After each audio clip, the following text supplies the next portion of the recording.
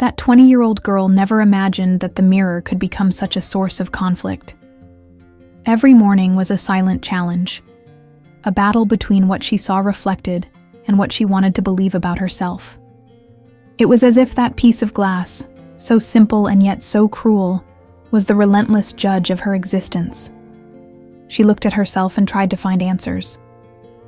Why isn't my smile enough? Why do my curves always seem out of place? Why does insecurity speak louder when the world seems to demand perfection? She felt like she was wearing a heavy mask, made to please the world, but suffocating her on the inside. Back then, life felt like a stage where she had to play a role she never chose. She wanted to be the girl everyone liked, the always present friend, the exemplary daughter, the young woman full of dreams and certainty. But what she really felt was a deep emptiness, an inner voice that whispered, "What if I'm not enough?" Relationships were a tangle of expectations and fears. She gave too much of herself just to be accepted, stayed quiet when she wanted to scream, and hid her tears behind a practiced smile. Loneliness was an invisible monster that showed up even when she was surrounded by people. There was a quiet distance between her and the world, a feeling of not belonging that no one seemed to notice. But there was something more, an almost desperate desire to find herself, to understand herself, to allow herself to make mistakes without judging so harshly. Inside, she carried a faint hope, like a small flame that resisted the strong wind of doubt. She didn't know it yet, but that phase would become the foundation for a long journey of discovery. A journey where she would learn that true beauty isn't in the reflection, but in the courage to be who we are, with all our flaws and all our light. And so, with a tight heart and a restless soul, she began her journey. A journey that would forever change the way she saw herself and how she loved herself. At 20 years old, the girl already carried an invisible weight, the burning desire to belong, to be accepted, that seemed to consume every little part of her being. It felt as if the world had a list of invisible rules, and she tried, day after day, to decode the secret to being worthy. And yet, despite all that desire, she barely knew herself. She wanted to present to the world a flawless version of who she was. But in the silence of her room, when the lights went out, everything fell apart. Insecurity was a constant companion, whispering doubts that no compliment could silence. She tried to follow the rule book of perfection: study, work, smile at parties, take care of her appearance, be kind and thoughtful. But all of it felt like clothes that were far too tight, not letting her breathe. She wanted to be free, but was afraid of what might happen if she showed who she truly was. The fear of judgment kept her trapped. Fear of not being pretty enough, of not having true friends, of not being enough for those she loved. And this inner prison made her lose herself, forget what she liked, what she dreamed of, what made her happy. In silence, she began to ask herself, why do I live for others? Why can't I just be myself? The question kept echoing in her mind, and little by little, she started to find small answers. Sometimes in the sincere smile of a friend, sometimes in a book that made her cry, other times in a solitary walk that allowed her to hear her own voice. Slowly, she understood that she didn't have to carry the weight of the world on her shoulders. That being authentic didn't mean losing the ones she loved, but finding those who truly deserved to be by her side.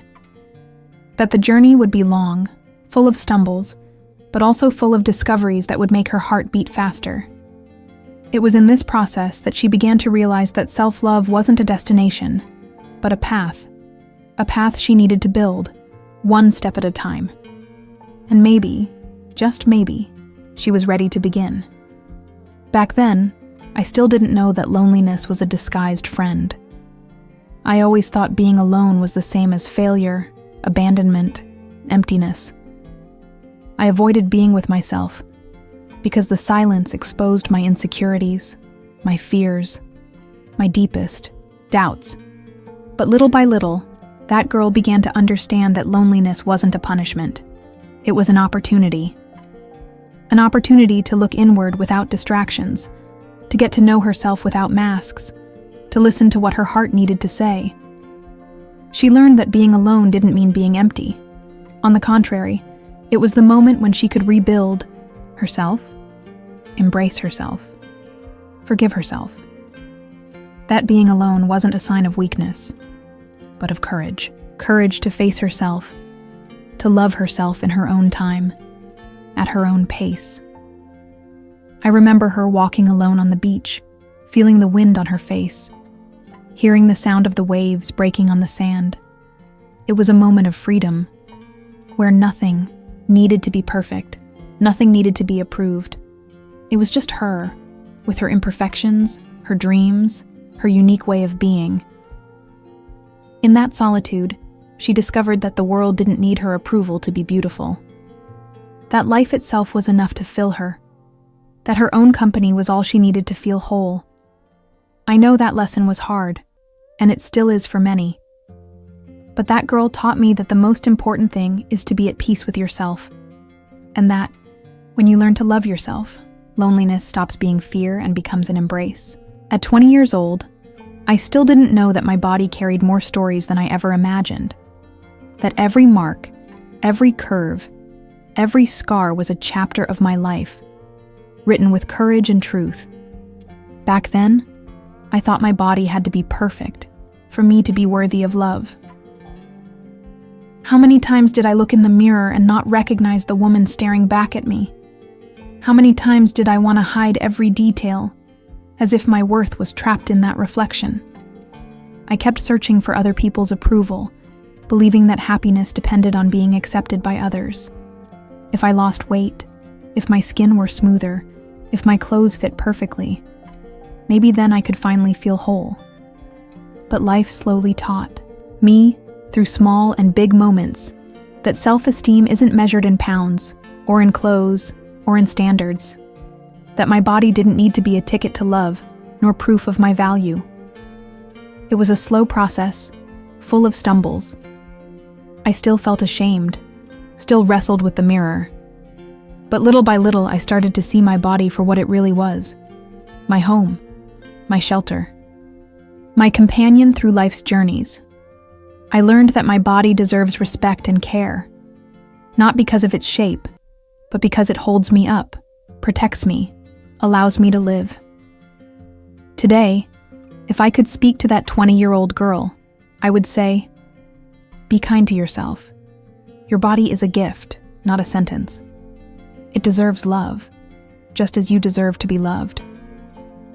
That understanding changed everything, because when I stopped chasing external validation, I began to accept myself, to love myself, and that acceptance was the first step toward freedom. Losing people. I never imagined that this would be part of life so soon. At 20 years old, every goodbye felt like a deep cut, a wound that wouldn't heal. I believed that the people we love were meant to stay forever, that losing someone was a sign of failure, of abandonment. But time taught me a lesson that no pain could erase. You are going to lose people. And despite the hurt, that can be freeing. There were friendships that faded like leaves in the wind, without explanation, without resentment, but leaving behind an emptiness that was hard to fill. Loves that ended, and as painful as they were, showed me they probably weren't what I needed. And even people close to me who, by following different paths, chose to walk far from mine. At first, I blamed myself. I thought I wasn't good enough, that I had done something wrong, that I should have tried harder. But the truth is, not everything depends on us. Not all stories are meant to go on. And you know what I found out? That losing people makes room for others to come in. People who are more genuine, lighter, more in tune with the person you are becoming. That the absence of some can be a blessing in disguise. I learned that letting go is an act of love. Love for myself. Love for those who stay, and even love for those who leave. If I could go back in time, I would tell that 20-year-old girl, don't be afraid of loss. Yes, it will hurt, but it will open doors you can't even imagine. Trust the process. That acceptance set me free. It allowed me to grow, to evolve, and most of all, to love with more freedom. Because love that holds you back isn't love, it's fear. I remember my first encounter with therapy. At 20 years old, I carried an invisible burden, full of pains I couldn't even name. And still, I thought asking for help was weakness, a sign that I couldn't handle my own life. But deep down, there was a small, almost inaudible voice that told me, maybe I need help to understand myself. Walking into that room felt like stepping into unfamiliar territory, full of fear and shame. I felt exposed, vulnerable, and that scared me. But at the same time, there was hope, the hope of finding a little peace. Over time, therapy showed me that courage isn't about hiding your pain, but facing it. That crying isn't weakness, but release. That acknowledging our wounds is the first step toward healing them. I discovered that I didn't need to be perfect to deserve love, not from myself, not from others. That allowing myself to be human was the greatest act of self-love I could offer. If I could speak to that 20-year-old girl, I would say, going to therapy doesn't make you weak. It makes you brave. It helps you find yourself again. Today, therapy is a sacred space where I can be whole. No masks, no judgment. Just me, with all my shadows and all my light. And it's in that place of acceptance that true transformation happens. If this story touched your heart, leave a comment. I want to know, when was the moment you chose yourself?